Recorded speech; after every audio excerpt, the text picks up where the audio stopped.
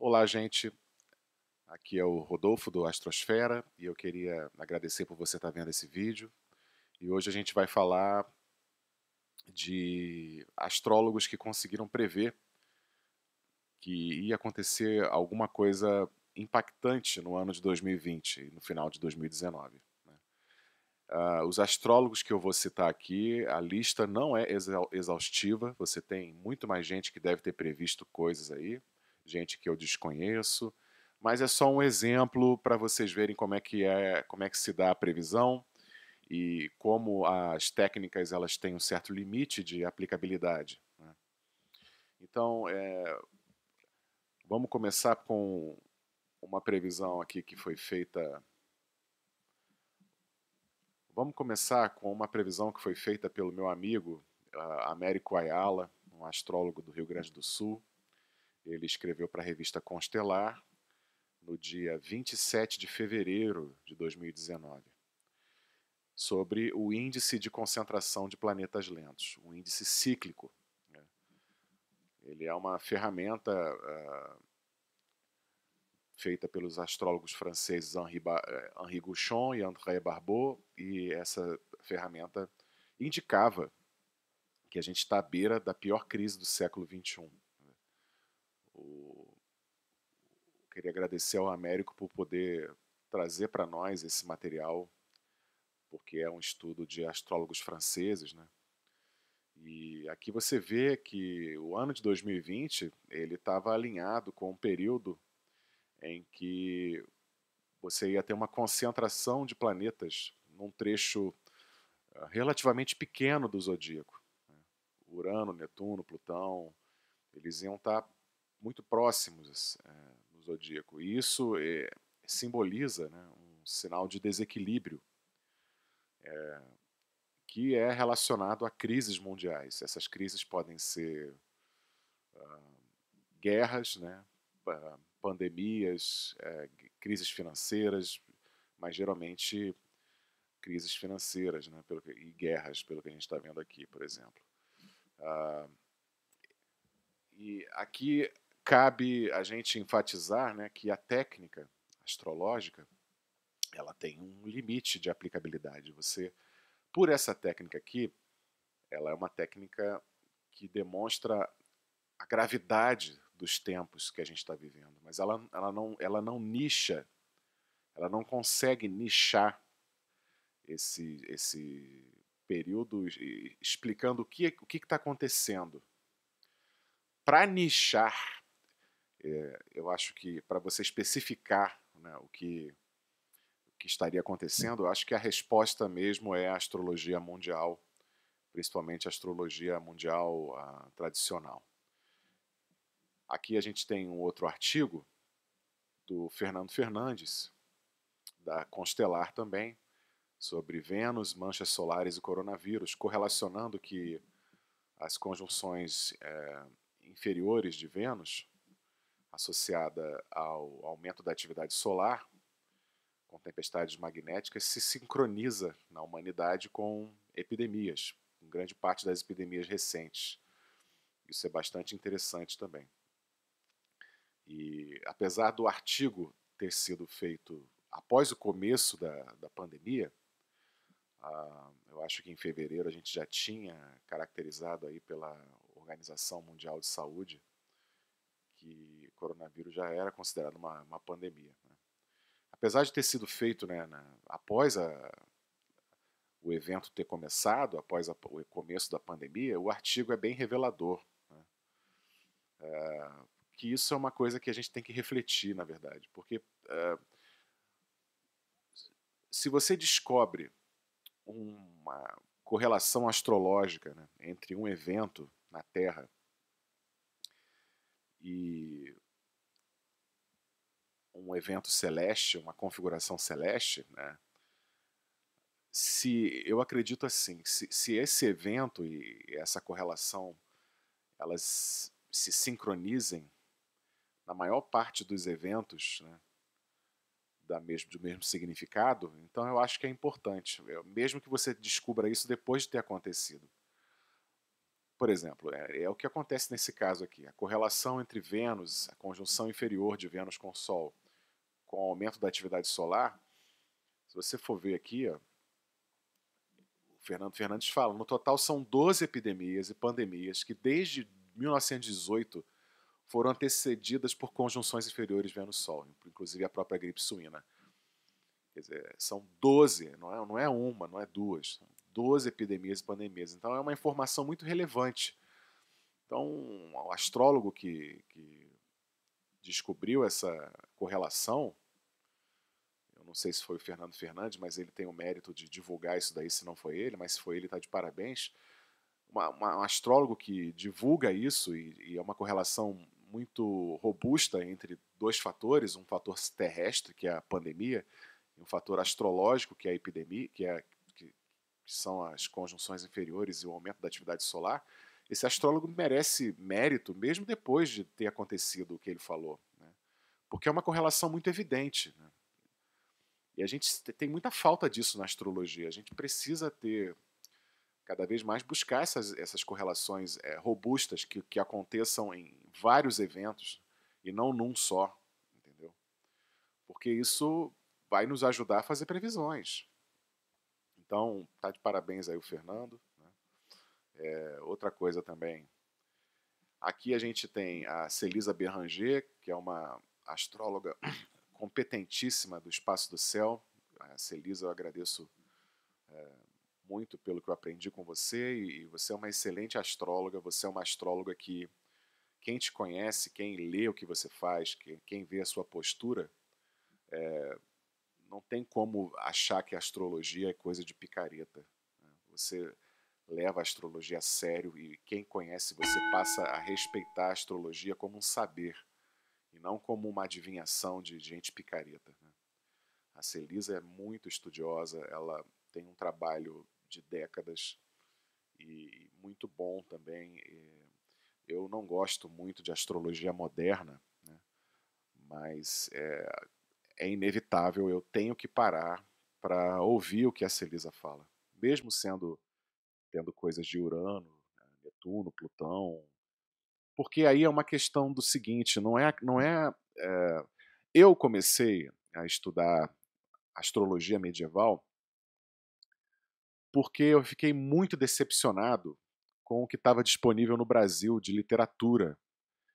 Para o poder aquisitivo que eu tinha, né, na época, eu só tinha acesso a sebos. Então, os livros de astrologia traduzidos na década de 80, no final da década de 70, início da década de 90, eles são livros de autores modernos com um viés muito psicológico. Eles não estavam muito preocupados em apontar a cabeça do alfinete do evento que vai acontecer no dia tal, você vai ter um filho no dia tal, ou você vai cair no dia tal. Eles não estavam muito preocupados com isso. A abordagem deles é uma abordagem mais psicológica. E não há nada de errado nisso. Mas eu me enfurecia, eu não gostava disso na época.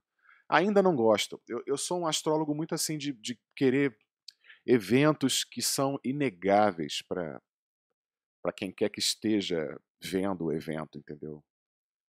Eu não gosto muito de subjetividade, embora eu ache que seja parte do trabalho e eu não desmereça a subjetividade, mas eu gosto de eventos para convencer as pessoas que a astrologia funciona, não que essa seja a minha principal preocupação, porque não é, eu estou cagando para quem fala que a astrologia é adivinhação, para quem fala que quem acredita em astrologia tem que ir baixo, essas coisas idiotas, eu estou um pouco me lixando para isso, né? Mas eu gosto de eventos que são inegáveis, sabe? Não gosto de evento que você veja assim, você está vivendo uma transformação interna muito grande. Pode até estar vivendo mesmo, pode até estar vivendo mesmo, mas o que adianta que só ele vê a transformação, entendeu? Eu acho legal a astrologia que é inegável aos olhos dos leigos, assim. Eu gosto da astrologia, como já aconteceu comigo, de eu estar tendo uma conversinha fiada com uma menina da faculdade, eu não era casado, nem nada, nem estava namorando, nem nada, e a astrologia realmente você é ótima para puxar papo com pessoas do sexo oposto, né? Ou então do mesmo sexo, se você for gay, né? Mas eu não sei porque que eu fiz essa distinção, mas eu tinha que falar de alguma forma.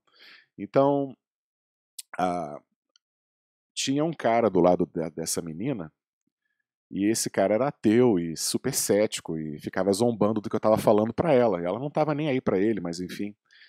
E aí ele sabia um pouco da história dela, sabe? E uma hora eu falei, eu interpretei que a passagem de Saturno em Leão, na época pela casa 9 dela, poderia ser algum problema com o pai dela. E aí os dois arregalaram os olhos, porque o pai dela estava cheio de problema de saúde. Então, assim, essas coisas, assim, essas coisas impactantes é que são legais, porque aí você vê a força da astrologia, sabe? Ela não é uma ferramenta só psicológica, ela é uma ferramenta de descrever a vida na sua complexidade, entende? Então, voltando aqui ao que eu estava falando, então, você tem astrólogos, dependendo da técnica que eles utilizarem, né, que eles vão usar, esses astrólogos vão conseguir prever que determinada época do ano você determinada período do século ou de determinada década do século você vai ter uma fase mais difícil da humanidade. Mas aí não é a culpa do astrólogo dizer de uma maneira tão inespecífica isso, né? Não é culpa dele, é a técnica que ele usa, o limite da técnica que ele usa. Porque existem técnicas que vão representar coisas muito específicas e tem técnicas que indicam coisas muito gerais, generalizadas. Mas isso também eu vejo como um mérito também, porque se você falar que se um astrólogo falasse para mim há 2 anos atrás, como a Celisa falava, e ela já sabia disso há muito mais tempo do que há 2 anos atrás, ou acredito que o Américo Ayala também, né? Se um astrólogo desses falasse para mim que 2020 ia mudar assim muito a forma como a humanidade lida com a economia, ou ia ter uma crise muito grande na economia, ou então ia ser um período de crise, de carestia, de escassez, de queda nos PIBs mundiais, eu, eu acreditaria, baseado na credibilidade que eu teria a essa pessoa, né? Baseado na seriedade, que o Américo Ayala é super sério, a Celisa é super séria. Então eu apostaria no que eles estariam falando, por mais que seja uma coisa inespecífica, né? Porque é claro que eu ficaria muito mais impressionado, né, se alguém chegasse para mim e falasse, olha, vai deflagrar uma crise mundial econômica e essa crise, o gatilho dessa crise vai ser uma pandemia. Quer dizer, isso seria uma coisa absurdamente reveladora e chocante, né?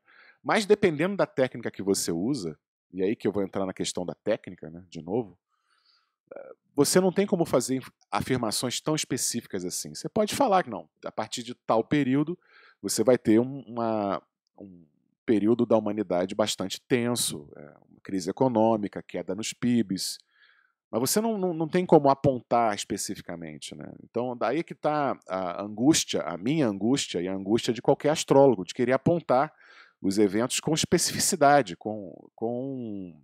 digamos assim, com especificação, nichando mais as respostas, né? Isso é uma angústia de qualquer astrólogo.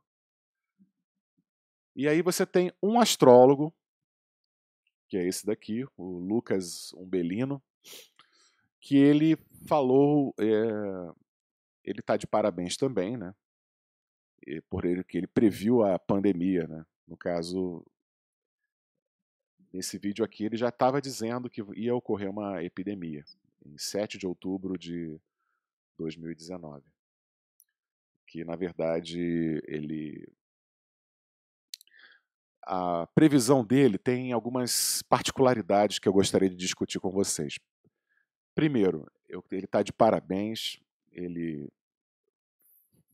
quase que acertou, entre aspas, com perdão do palavrão, quase que ele acertou o cu da mosca, né? Mas é claro que você não pode exigir, né, de um astrólogo, de qualquer ser humano, você não pode exigir um nível de especificidade, de influência tão grande assim, porque nós estamos falando de uma coisa sobrenatural. Nós estamos fazendo.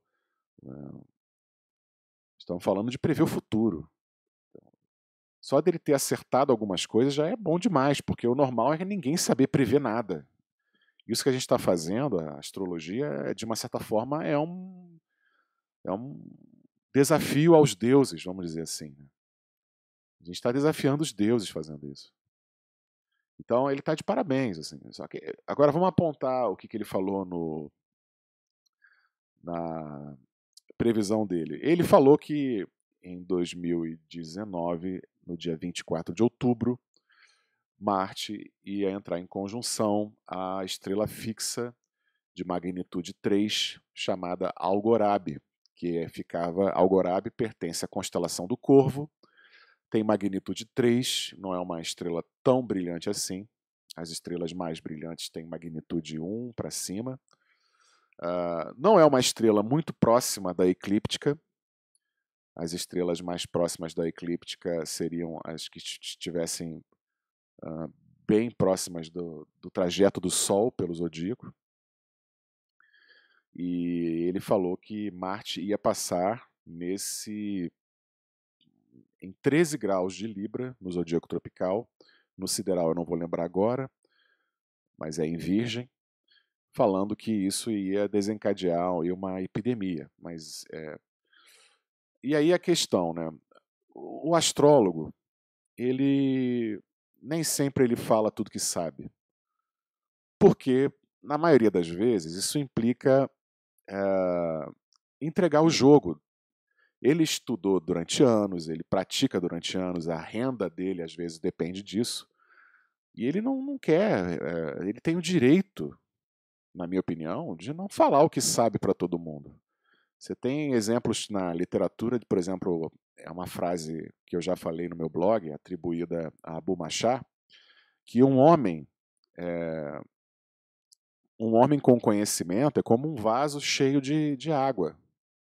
Então, quando ele compartilha esse conhecimento, né, é como se o vaso ficasse vazio. Então, que é uma, se você parar para pensar, né, soa bastante egoísta mas na verdade o Abu Machar está querendo dizer o seguinte: olha, eu tenho para dar para vocês uma coisa que eu não tenho nada a receber de vocês, né, do mesmo valor. O que eu sei de astrologia, o que eu estudo na tradição, os livros que eu tive acesso, é um conteúdo de uma riqueza inestimável e que se eu fosse, por exemplo, um vaso cheio de ouro e eu compartilhasse isso com vocês, como se eu ia esvaziar o meu vaso e vocês não iam colocar nada de relevância para mim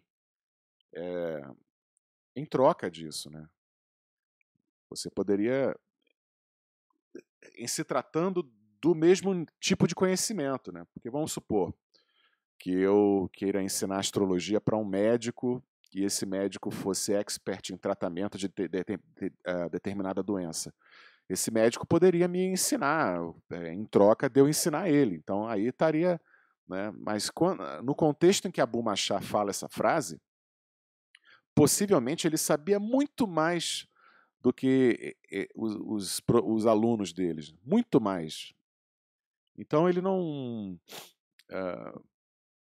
tinha o que receber dessas pessoas. O que ele poderia receber seria assim, coisas que professores muito bons recebem dos alunos, que é assim, não, eu ensinei desse jeito, mas eles não entenderam.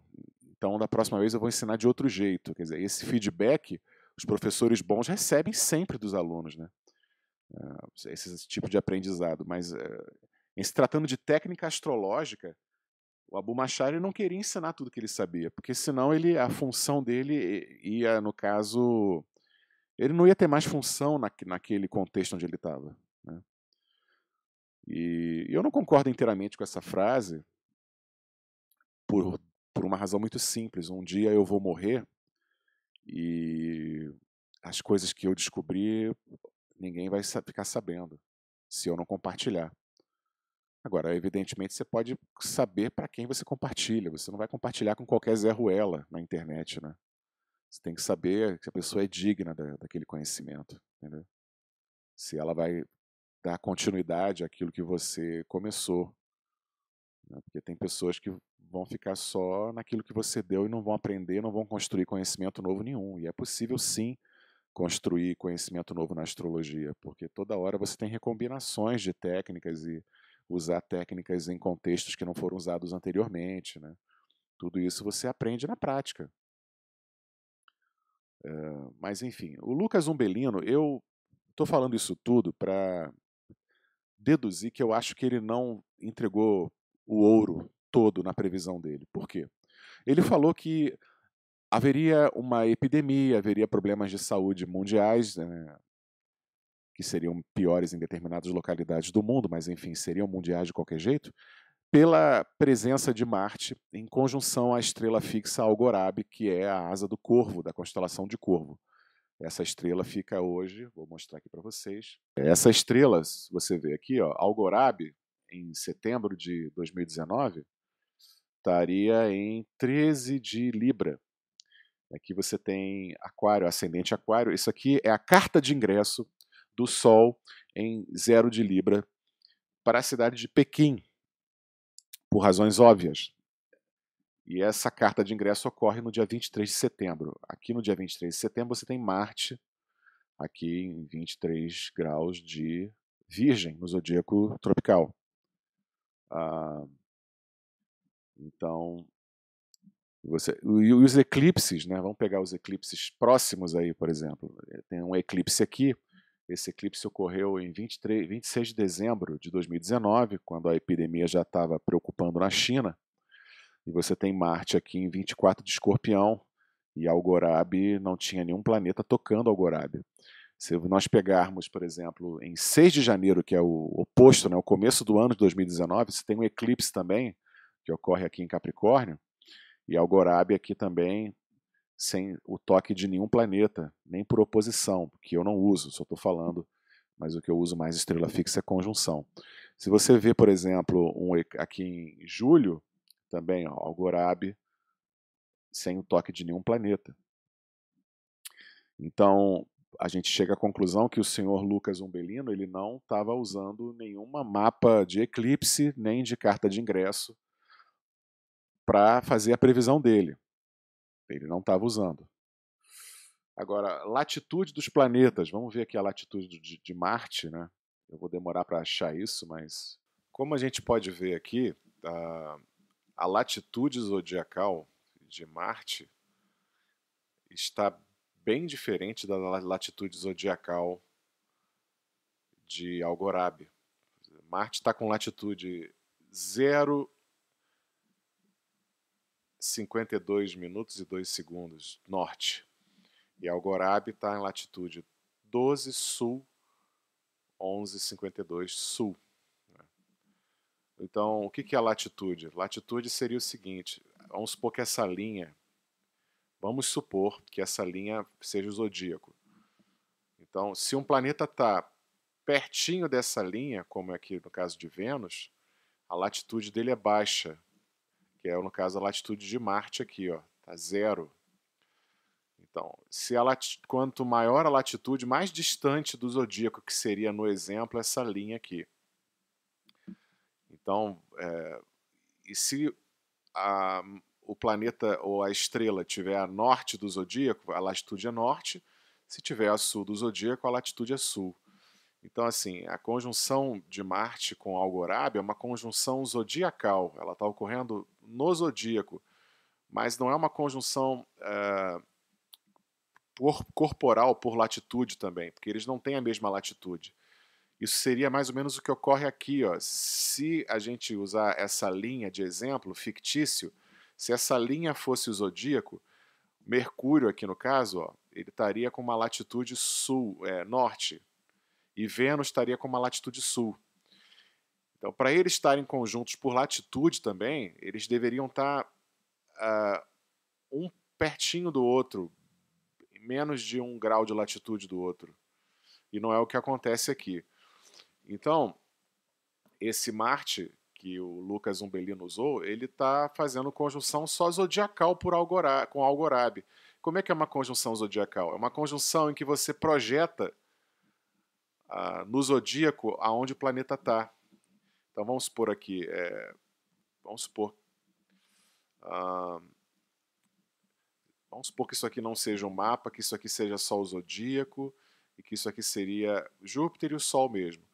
Então, por exemplo, vamos supor que se a gente pegar uma linha perpendicular ao zodíaco e levar até Júpiter, vai cair mais ou menos aqui, né? E o Sol também, se a gente traçar uma linha perpendicular, vai cair mais ou menos aqui também. Então, assim, eles estariam, o Sol e Júpiter, nesse exemplo aqui, estariam em conjunção com essa linha que seria o zodíaco, né? A gente é um exemplo isso, essa linha ela não é o zodíaco, ela é o horizonte, mas só para mostrar, é mais fácil você já ter alguma coisa pronta, né? Bom, então é isso.